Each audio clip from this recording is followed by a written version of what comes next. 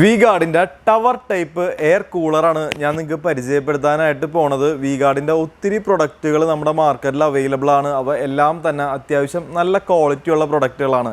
വെറുതെ ഒരു പരസ്യം എന്ന പോലെ പറയണതല്ല, വളരെ നല്ല പ്രൊഡക്റ്റുകളാണ്, നല്ല ക്വാളിറ്റി പ്രൊഡക്റ്റുകളാണ്. നമ്മളിന്ന് നോക്കാൻ പോണത് Vguardന്റെ Arido T25H എന്ന് പറയുന്ന ടവർ കൂളറാണ്.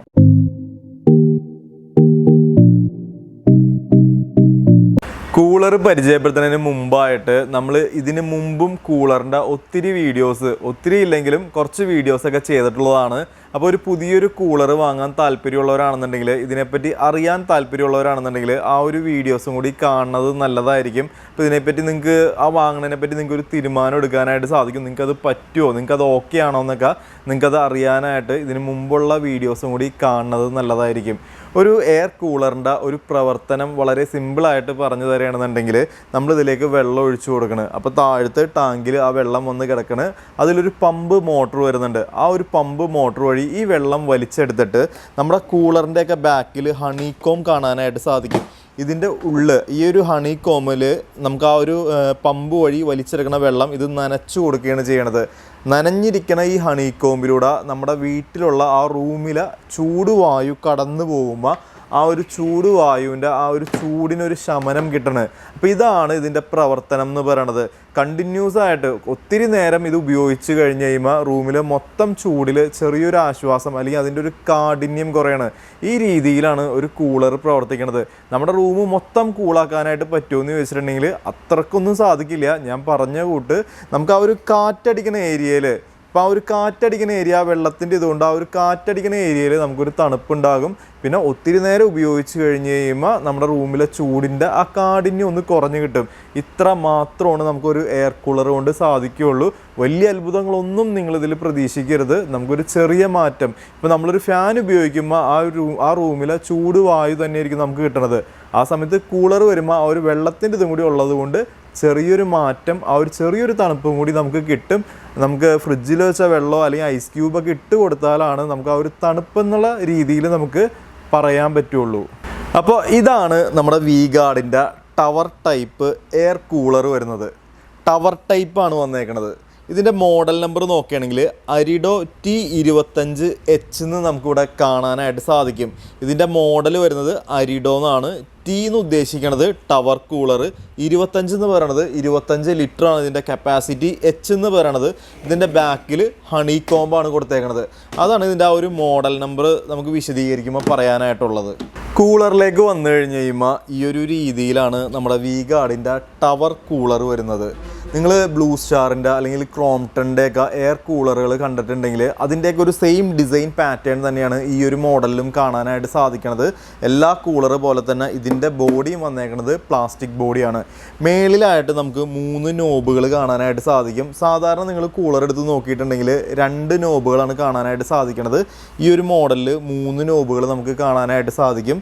നേരെ താഴത്തായിട്ട് ആ എയർ വിൻഡോൻ്റെ ഭാഗം നമുക്കിവിടെ കാണാനായിട്ട് സാധിക്കും. ഉള്ളിലായിട്ട് നമുക്ക് ബ്ലോവർ വരുന്നുണ്ട്. ഈ ഒരു മോഡൽ എന്ന് വെച്ചിട്ടുണ്ടെങ്കിൽ ടവർ ടൈപ്പ് കൂളറാണ്. അതുകൊണ്ട് തന്നെ അതിൻ്റെ ഉള്ളിൽ വന്നേക്കുന്നത് ബ്ലോവർ ആയിരിക്കും. പിന്നെ തൊട്ട് താഴെയായിട്ട് നമുക്ക് വെള്ളവും ഐസ് ക്യൂബൊക്കെ ഇട്ട് കൊടുക്കാനായിട്ടുള്ള ആ ഒരു പോർഷൻ വരുന്നുണ്ട്. താഴെയായിട്ടാണ് ടാങ്ക് വരുന്നത്. 25 ലിറ്ററാണ് ഇതിൻ്റെ കപ്പാസിറ്റി എന്ന് പറയണത്. നമുക്കിതിൽ വെള്ളം ഒഴിച്ചു കൊടുക്കുമ്പോൾ അതിൻ്റെ മെഷർമെൻറ്റ് അറിയാനായിട്ട്, അതിൻ്റെ അളവ് അറിയാനായിട്ടാണ് നമുക്ക് ഈ ഒരു സംവിധാനം ഇവിടെ കൊടുത്തേക്കണത്.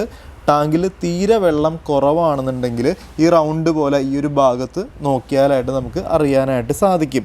പിന്നെ ഈ മോഡലിൽ വീല് വന്നിട്ടുണ്ട്. ഈ ഒരു മോഡൽ എന്നല്ല, നമുക്ക് എല്ലാ കൂളറുകളിലും വീല് വരുന്നുണ്ട്. ഇത് സെപ്പറേറ്റ് ആയിട്ടായിരിക്കും ബോക്സിൽ വരുന്നത്. നമുക്ക് ഇത് സെറ്റ് ചെയ്ത് കൊടുക്കുകയാണെങ്കിൽ കുറച്ചുകൂടി ഹൈറ്റ് കിട്ടും. അതുപോലെ നമുക്ക് നീക്കി വെക്കാനൊക്കെ ആയിട്ട് കുറച്ചുകൂടി എളുപ്പമായിരിക്കും. പിന്നെ ഇതിൻ്റെ ഫ്രണ്ടിലായിട്ട് നമുക്ക് ഇത്തരത്തിലൊരു ഡിസൈൻ പോലെ കൊടുത്തിട്ടുണ്ട്. ഇത് നമുക്ക് വെറുതെ ഒരു സ്റ്റിക്കർ ഒട്ടിച്ചേക്കണതാണ്. നമുക്ക് എപ്പോൾ വേണമെങ്കിലും അതങ്ങോട്ട് പൊളിച്ച് കളയാം, അല്ലെങ്കിൽ കുറച്ച് കഴിയുമ്പോൾ ചിലപ്പോൾ പൊളിഞ്ഞു പോകുമായിരിക്കും, പറഞ്ഞെന്നേ ഉള്ളൂ. പിന്നെ ഇതിൻ്റെ സൈഡ് നോക്കുകയാണെന്നുണ്ടെങ്കിൽ ഈ ഒരു രീതിയിൽ, പിന്നെ ഇപ്പുറത്തെ സൈഡ് നോക്കുകയാണെങ്കിൽ മേളിലായിട്ടാണ് നമുക്ക് ഇത്തരത്തിൽ ആ ഒരു പ്ലഗ് കേബിൾ വന്നേക്കണത്. ഈ രീതിയിലാണ് അതിൻ്റെ പ്ലഗ് കാര്യങ്ങൾ കൊടുത്തേക്കണത്. ഇവിടെ മേളിലായതുകൊണ്ട് തന്നെ നമുക്ക് കണക്ട് ചെയ്യാനായിട്ട് കുറച്ചുകൂടി എളുപ്പമാണ്. താഴത്തായിരുന്നെങ്കിൽ നമുക്ക് അത്രയും ദൂരത്തേക്ക് അല്ലെങ്കിൽ മുകളിലോട്ടൊക്കെ വയർ ചിലപ്പോൾ എത്താത്ത ബുദ്ധിമുട്ട് കാര്യങ്ങൾ വരും. മേളിലായതുകൊണ്ട് ആ കാര്യത്തിൽ പ്രശ്നമില്ല. പിന്നെ ബാക്ക് സൈഡ് നോക്കുകയാണെന്നുണ്ടെങ്കിൽ ഈ ഒരു രീതിയിലാണ് അതിൻ്റെ ആ ഒരു ബാക്ക് സൈഡ് വന്നേക്കണത്. ഉള്ളിലായിട്ട് നമുക്ക് ഹണികോം ഹണിക്കോമിൻ്റെ ആ ഒരു ഭാഗം കാണാനായിട്ട് സാധിക്കും. ഈ കാണുന്നതാണ് അതിൻ്റെ ഹണിക്കോം എന്ന് പറഞ്ഞ ആ ഒരു ഭാഗം വരുന്നത്. പിന്നെ ഇതിന് കവറിങ് ആയിട്ട് നമുക്ക് ഇത്തരത്തിൽ ഒരു നെറ്റ് കൊടുത്തിട്ടുണ്ട്. വളരെ ഹോള് കുറഞ്ഞ ടൈപ്പ് നെറ്റാണ് ഇതിൽ കൊടുത്തേക്കണത്. പ്രാണി പാറ്റയൊക്കെ അതിൻ്റെ ഉള്ളിലേക്ക് കയറാതിരിക്കാൻ വേണ്ടിയാണ് നമുക്കിത് കൊടുത്തേക്കണത്. വളരെ നല്ല കാര്യമാണ്. നിങ്ങൾ നോക്കുകയാണെങ്കിൽ ചില മോഡൽസിൽ നമുക്കിത് കാണാറില്ല, പക്ഷെ അത് വേണം. അല്ലെങ്കിൽ ആ പാറ്റ ഉറുമ്പൊക്കെ അതിൻ്റെ ഉള്ളിലേക്ക് കയറി അത് ചത്തതി കിടന്ന് സ്മെല്ലും അല്ലെങ്കിൽ വേറെ ഇഷ്യൂസ് ഉണ്ടാവാനത് കാരണമാകും. പിന്നെ ഏറ്റവും മേളിലായിട്ട് നമുക്ക് ഇത്തരത്തിൽ ഐസ് ക്യൂബിൻ്റെ ആ ഒരു ചേമ്പർ കാണാനായിട്ട് സാധിക്കും. ഇപ്പോൾ ഇതുള്ളത് കൊണ്ട് തന്നെ, അല്ലെങ്കിൽ നിങ്ങൾ ഈ ഒരു ഐസ് ക്യൂബ് ചേമ്പറിലേക്ക് എപ്പോഴും ഐസ് ക്യൂബ് ഇട്ട് കൊടുത്ത് ഉപയോഗിക്കുന്നത് നല്ലതായിരിക്കും. കാരണം ആ ഒരു ഐസ് ക്യൂബ് വളരെ പയ്യെ മെൽറ്റായിട്ട് ആ ഹണിക്കോമ്പിലൂടെ ഒലിച്ചിറങ്ങുന്ന സമയത്ത് നമുക്കൊരു കൂളിങ്ങിലൊരു മാറ്റം ഉണ്ടാകും. അതുപോലെ ഒത്തിരി നേരം എന്ന് വെച്ചാൽ രാത്രിയൊക്കെ ഒത്തിരി നേരം നമ്മൾ ഈ ഒരു കൂളർ ഉപയോഗിക്കുന്ന സമയത്ത് നമുക്ക് ആ ഒരു കൂളിങ്ങിൽ എന്തെങ്കിലും ഒരു കുറവ് സംഭവിക്കുമ്പോൾ കുറച്ച് ഐസ് ക്യൂബ് കൊണ്ടുവന്നതിൻ്റെ മേളിൽ ഇടണമെന്നുണ്ടെങ്കിൽ നമുക്കൊരു ചെറിയ മാറ്റം ഉണ്ടാകും. ചെറിയ ആ ഒരു കൂളിംഗ് കൂടി നമുക്ക് കിട്ടും. പുതിയൊരു കൂളർ വാങ്ങുന്ന സമയത്ത് ഇത്തരത്തിൽ ഐസ് ക്യൂബ് ചേമ്പർ ഉള്ള മോഡൽ നോക്കി വാങ്ങുകയാണെങ്കിൽ എപ്പോഴും നല്ലതായിരിക്കും. പിന്നെ ഇതിൻ്റെ ഏറ്റവും താഴെയായിട്ട് ഇവിടെ ആയിട്ട് നമുക്കൊരു ഡ്രൈനേജ് പ്ലഗ് കാണാനായിട്ട് സാധിക്കും. ഈ ഡ്രൈനേജ് പ്ലഗ് എന്തിനാണെന്ന് വെച്ചിട്ടുണ്ടെങ്കിൽ ഈ ടാങ്കിലുള്ള വെള്ളം മൊത്തം നമുക്ക് ക്ലീൻ ആക്കാനായിട്ട്, ഇത് കളയാൻ വേണ്ടിയാണ് ഈ ഒരു ഡ്രൈനേജ് പ്ലഗ് കൊടുത്തേക്കണത്. അതിങ്ങോട്ട് വലിച്ചൂരിയിട്ടുണ്ടെങ്കിൽ ആ വെള്ളമൊക്കെ പുറത്തോട്ട് പോയിക്കോളും. വളരെ എളുപ്പത്തിൽ ഞാൻ പറഞ്ഞു ഇങ്ങനെ വലിച്ചൂരിയാൽ മതിയെന്ന്. കുറച്ച് പ്രയാസമുണ്ട്. റബ്ബറിൻ്റെ ഒരു ബുഷാണ് അത് കൊടുത്തേക്കണത്. അപ്പോൾ വലിച്ചൂരാനായിട്ട് ഇച്ചിരി പ്രയാസമാണ്. എപ്പോഴും നമ്മളത് ഊരി ക്ലീൻ ആക്കണമെന്നൊന്നുമില്ല. ക്ലീൻ ആക്കണമെന്നുണ്ടെങ്കിൽ ഇങ്ങനെ ചെയ്താൽ മതി. ബാക്കിലായിട്ട് ഇത്തരത്തിൽ നമുക്കൊരു ഹോള് കാണാനായിട്ട് സാധിക്കും. ഓവർഫ്ലോൻ്റെ ഹോളാണത്. ഞാൻ പറഞ്ഞിരുന്നു 25 ലിറ്ററാണ് ഇതിൽ വെള്ളത്തിൻ്റെ കപ്പാസിറ്റി എന്ന് പറയണത്. അതിൽ കൂടുതൽ വെള്ളം നമ്മൾ ഒഴിക്കുകയാണെങ്കിൽ ഈ ഒരു ഹോള് വഴി ആ വെള്ളം പുറത്തോട്ട് പോകും. 25 ലിറ്റർ വെള്ളമൊന്നും നമുക്കിതിൽ ഒഴിക്കേണ്ട കാര്യമില്ല. ഒരു 15 ലിറ്ററൊക്കെ മാക്സിമം ഒഴിച്ചാൽ മതി. കൂളർ നമ്മൾ ഓണാക്കിയിട്ടുണ്ട്. ഞാൻ പറഞ്ഞിരുന്നു 3 നോബുകൾ ഈ ഒരു മോഡലിൽ വരുന്നുണ്ട്. സാധാരണ 2 നോബുകളാണ് എല്ലാ കൂളറിലും വരാറെന്നുള്ളത്. അപ്പോൾ ഈ ഒരു മോഡലിൽ സ്പെഷ്യലായിട്ട് വന്നേക്കുന്ന നോബ് എന്ന് വെച്ചിട്ടുണ്ടെങ്കിൽ ഫസ്റ്റത്തെ നോബാണ് ഓണ് ഓഫ് എന്നുള്ള ഈ ഒരു നോബാണ് ഇതിൽ സ്പെഷ്യലായിട്ട് വന്നേക്കണത്. അപ്പോൾ ഈ ഒരു നോബ് നമ്മൾ ഓണാക്കുമ്പോൾ ഈ ഒരു എയർ കൂളർ ഓണായി, മൊത്തത്തിൽ ഓണായി. വർക്ക് ചെയ്ത് തുടങ്ങിയിട്ടില്ല. വർക്ക് ചെയ്യണമെന്നുണ്ടെങ്കിൽ ഇതിൻ്റെ ഫാൻ വർക്ക് ചെയ്യണം. ആ വർക്ക് ചെയ്യാനുള്ളത് ഈ ഒരു ഫാൻ, രണ്ടാമത്തെ നോബ് ആ ഒരു ബ്ലോവറിൻ്റെ സ്പീഡ് സെലക്ട് ചെയ്യുമ്പോഴാണ്, അല്ലെങ്കിൽ ആ ഒരു ബ്ലോവർ ഓണാക്കുമ്പോഴാണ് ഇതിൽ നിന്ന് കാറ്റ് വരുള്ളൂ. അപ്പോൾ അതിനായിട്ടുള്ള നോബാണ് രണ്ടാമത്തെ സ്പീഡ് എന്ന് പറയണത്. ഈ ഒരു ബ്ലോവറിൻ്റെ സ്പീഡ് നമുക്ക് എന്തോരം വേണം എന്ന് കൊടുക്കാനായിട്ടുള്ളത് 3 സ്പീഡുകളാണ് വരുന്നത്. ഹൈ, മീഡിയം, ലോ, അങ്ങനെ 3 സ്പീഡുകൾ. ഞാനിപ്പോൾ ഫസ്റ്റത്തെ ഹൈ എന്ന് പറയുന്ന ആ ഒരു സ്പീഡിലിട്ടേക്കാണ്. ഇപ്പോൾ നിലവിൽ ഈ ഒരു എയർ കൂളർ വർക്ക് ചെയ്യണമെന്ന് പറയുമ്പോൾ ഇപ്പോൾ ഇത് വർക്ക് ചെയ്യണത് ആ വെള്ളത്തിൻ്റെ ഇതില്ല. ഇത് ശരിക്കും ഇപ്പോൾ വർക്ക് ചെയ്യണത് ജസ്റ്റ് ഒരു ടവർ ഫാൻ എന്ന് പറയില്ലേ, നമ്മളൊരു 3500, 3000, 4000 രൂപ കൊടുത്ത് നമ്മൾ വാങ്ങിക്കണം ഒരു ടവർ ഫാൻ എന്ന് വെച്ചാൽ വെള്ളം പറ്റാത്തവർക്ക്. ഇപ്പോൾ ചിലർക്ക് ആ വെള്ളത്തിൻ്റെ ഇത് വേണ്ട, നിങ്ങൾക്ക് ജസ്റ്റ് ടവർ ഫാൻ മതി എന്നൊക്കെ പറയില്ലേ. അപ്പോൾ ആ ഒരു രീതിയിൽ വെള്ളം ഇല്ലാണ്ട് ജസ്റ്റ് ടവർ ഫാൻ മാത്രമായിട്ടാണ് ഇപ്പോൾ നിലവിൽ ഇത് പ്രവർത്തിക്കുന്നത്. ആ ഒരു ബ്ലോവറിൻ്റെ സ്പീഡ് നമുക്ക് അഡ്ജസ്റ്റ് ചെയ്തിടുകയും ചെയ്യാനായിട്ട് സാധിക്കും. മൂന്നാമത്തെ നോബ് എന്ന് പറയണത് ഫങ്ഷൻ എന്ന് പറയുന്ന നോബാണ്. മൂന്നാമത്തത് വരുന്നത് ഇത് ഫങ്ഷൻ എന്ന് പറയുന്ന നോബാണ്. അപ്പോൾ ഇതിലാണ് ശരിക്കും ആ ഒരു കൂളർ അല്ലെങ്കിൽ ആ ഒരു കൂളിങ് അല്ലെങ്കിൽ ആ വെള്ളത്തിൻ്റെ ഇതും കൂടി വരുന്നത് മൂന്നാമത്തെ ഫങ്ഷനിലാണ്. ഇതിൽ നമ്മൾ കൂൾ എന്ന് പറയുന്ന ഒരു ഇത് ഓണാക്കി കഴിഞ്ഞ് കഴിയുമ്പോൾ ഈ ഒരു കൂൾ എന്ന് പറഞ്ഞ ഒരു ഇത് ഇട്ട് കഴിഞ്ഞ് കഴിയുമ്പോൾ നമുക്ക് ആ ഒരു പമ്പ് മോട്ടർ വർക്ക് ചെയ്യണത്. നമ്മുടെ ടാങ്കിൽ കിടക്കുന്ന ആ ഒരു വെള്ളം പമ്പ് മോട്ടർ വഴി പമ്പ് ചെയ്തിട്ട് ഇതിൻ്റെ ബാക്കിലുള്ള ഹണിക്കോമ്പ് നനച്ചു കൊടുക്കും.